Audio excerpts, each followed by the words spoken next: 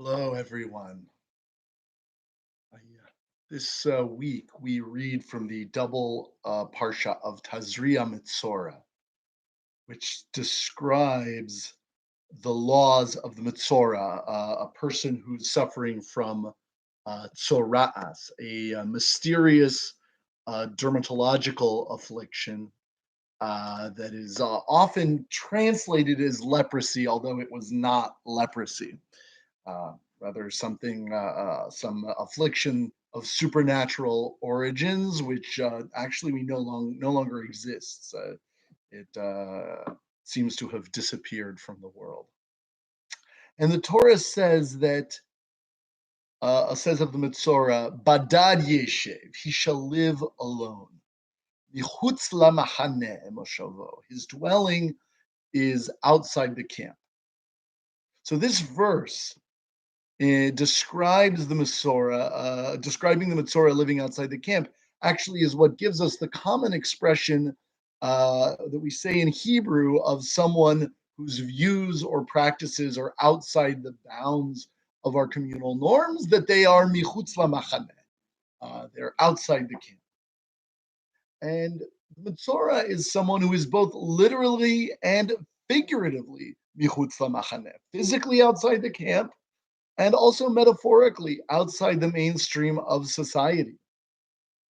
And yet, Mitzvah is not completely banished. The Torah teaches us that a Kohen, a priest, the ultimate insider, must leave the sacred precincts and go outside the camp, both to diagnose the Mitzvah's condition and also to facilitate their reentry once they have been cured. There's a powerful lesson here about Jewish values. The job of the Kohanim, our leaders and our representatives before God, is not just to serve the needs of the mainstream of the community. To be sure, that's part of the Kohen's job, and that's part of any leader's job. But it's also an explicit part of the Kohen's job description to go outside of the community and involve themselves with the people on the fringes, those dwelling michutz lamachaneh.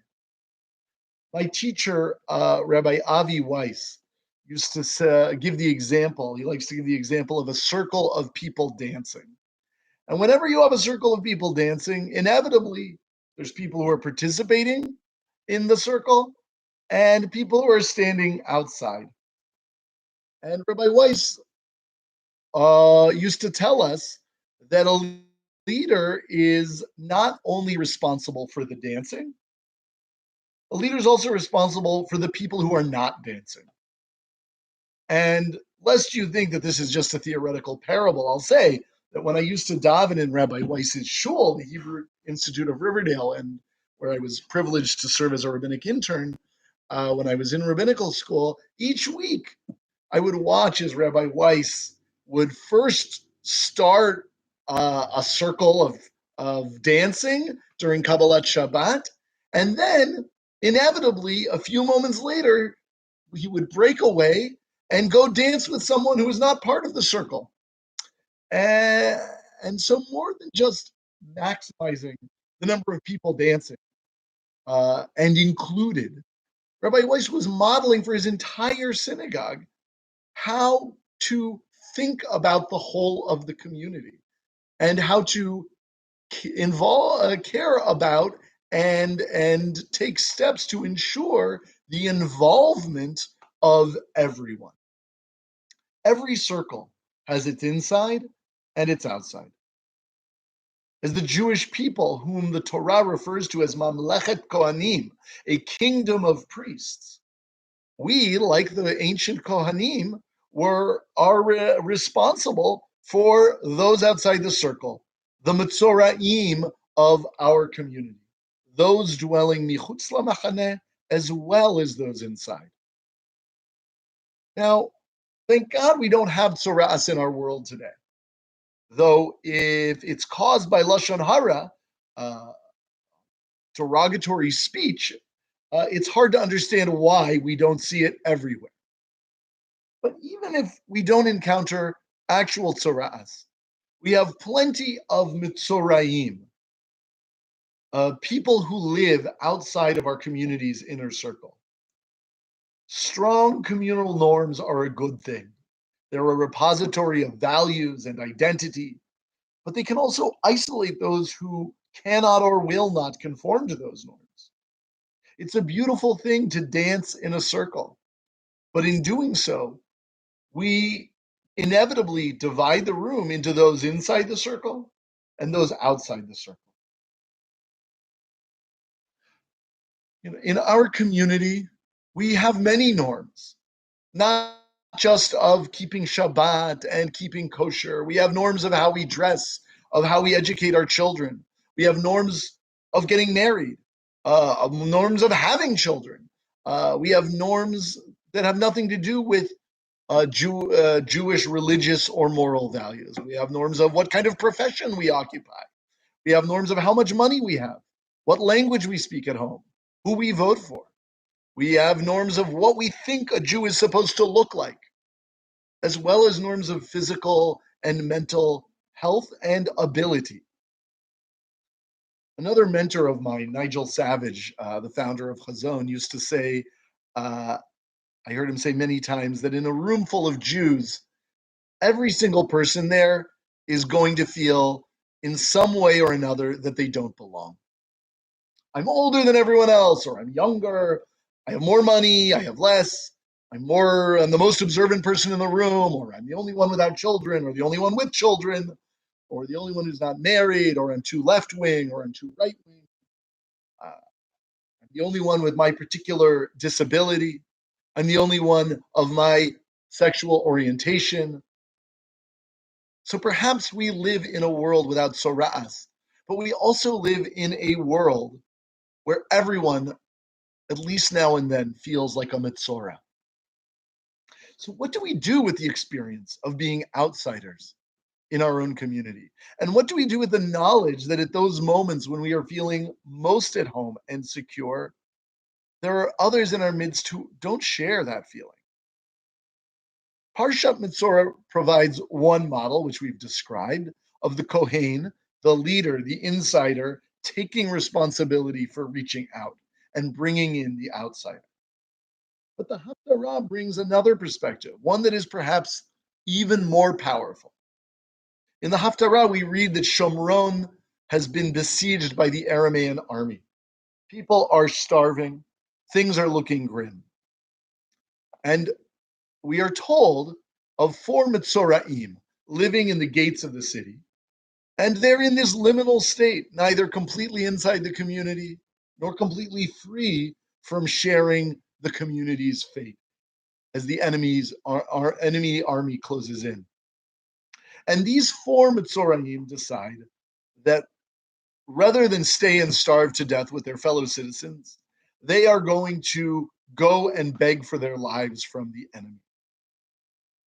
And it is then, when they do this, that they discover that the Aramaean army has actually fled, miraculously frightened away by God, and they've left behind all their food and supplies. And the Mitzoraim go back and share the news with the community, and everyone runs out to go get food and end this period of starvation. Had not the Mitzoraim, the outcasts, been there to make this discovery, how many more good citizens back in the city would have starved to death before God's miraculous intervention became known? It was precisely their perspective as fringe dwellers, living, as the Haftarah says, Petach Hashar, in the city, that enabled the Mitzoraim to make this life-saving discovery. It is no accident that these marginalized people were the agents and instruments of salvation. Throughout Tanakh, outsiders bring salvation. Yosef was an outsider among his brothers and an outsider in Egypt, and yet he saved his brothers from famine, and he saved the entire Egyptian nation from famine. Moshe Rabbeinu, our greatest prophet, was an outsider everywhere he lived. He was an outsider among the Egyptians since he was born an Israelite. And he was an outsider among the Israelites because he was raised as an Egyptian. And he certainly was an outsider among the Midianites who saw him as Egypt, who saw not only did they not see him as Midianite, but they saw him as Egyptian, identifying him as some not even correctly, not even assigning him the correct national identity that he saw in himself. We have the example of Rachav in the book of Yehoshua, who's a non-Jew and who's a prostitute, who and so therefore an outsider not only to us but also among her own people. We're told she lived in the wall of the city on the edge, like the Metzora outside the camp, and it was she who saved the Israelite spies, and in doing so, who won safe passage for her entire family when the city of Jericho was taken. The motif of the outsider saving recalls the verse from Hallel, Even ma'asu habonim haisa l'rosh pina, which we sang just yesterday on Yom HaAtzmaut. The stone that the builders rejected has become the cornerstone. The Metzora's importance to society arises paradoxically from the way that they are excluded from society. Though their lot is not easy, the Metzora is not an unfortunate, deserving pity, but someone with a necessary part to play in the life of their people. Someone whose outsider perspective gives them valuable, necessary insights that are unavailable to those who are in the mainstream. The Metzora deserves respect, not just because all of us at some point or in some dimension of our life, the role of the Metzora, but because we as a people need the Metzora in order to survive and to thrive. We need the outsider to be an outsider because no one else can show the insiders what it is that they're not seeing on the other side of the wall. A friend of mine once told me that he doesn't understand why so many lifelong Orthodox Jews, FFBs, as it were, from birth, people look down their noses on converts and Balei Tshuva. He says, if it weren't for converts and Balei Tshuva, there would be no such thing as kosher sushi. Now, the particular example might be trivial, but it illustrates how the world of the insiders is enriched by the perspective of the outsiders. One day, it might just be kosher sushi, but another day, the survival of our community might depend on the insights of those who have spent time michutz lamachaneh. This year in particular, who among us hasn't felt isolated and outside of the community in some way?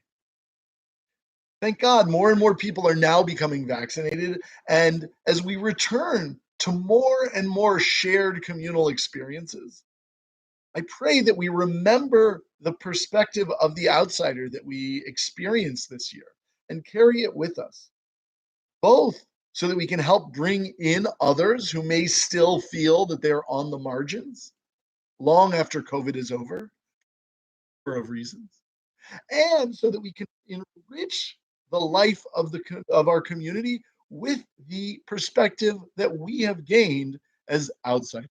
Shabbat Shalom.